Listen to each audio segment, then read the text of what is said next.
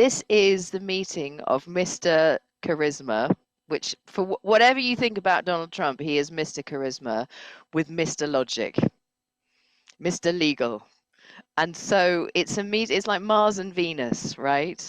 Macron, he's also Mr. Charisma, and so they might not be equals, but they can meet on that level of fighting out their handshakes. But when Sir Keir Starmer meets Trump, it's a really mismatched meeting. Fascinating, even a tiny moment of those handshakes. I mean, we know the power of the political handshake.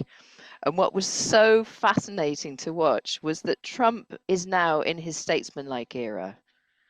Whereas in his first presidency, there was more to fight for, there was more to show. Now he's totally comfortable in his leadership. Whereas Sir Keir, as he arrived, it felt like he was a new boy in his new uniform at school on the first day, in the sense that he was so stiff and held in that moment. And you could see him kind of pulling his sleeves down. And then there was a moment where he slightly touched his tummy, and it was a kind of self-soothing, you're going to be all right. And I can't blame him, if I'm totally honest, because the pressure of this political, historical moment on him is huge, even if the special relationship is not what it was. But you could see the pressure of that in how held his body language was. And then next to him, Trump is the silverback. Totally relaxed, totally grounded, on his home turf. And the difference, it couldn't be starker.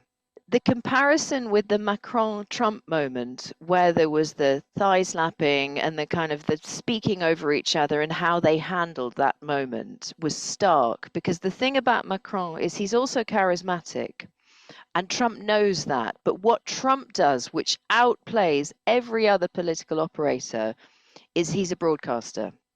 And so he doesn't just engage in the press conference, in the dialogue. It's more like a kind of Oscars press briefing, in that as Macron is talking, Trump is looking out at the camera as if to say, it's almost like The Apprentice, as if to say, no, I'll humor him, but he's wrong. And that relationship with the camera is different to what most politicians do, because most politicians are in logic and statespersonship and negotiation, but Trump is in charisma and playing to the camera. And to be honest, that's why he's winning. You can see in the dynamic as Trump answers the question about Ukraine, and Keir Starmer literally looks up at him like the schoolboy looking up at the teacher, that the playing field, the level of power for Sir Keir is almost zero, and he knows it.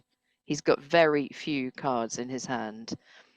His body language, his breath is held. It's revealing his low power.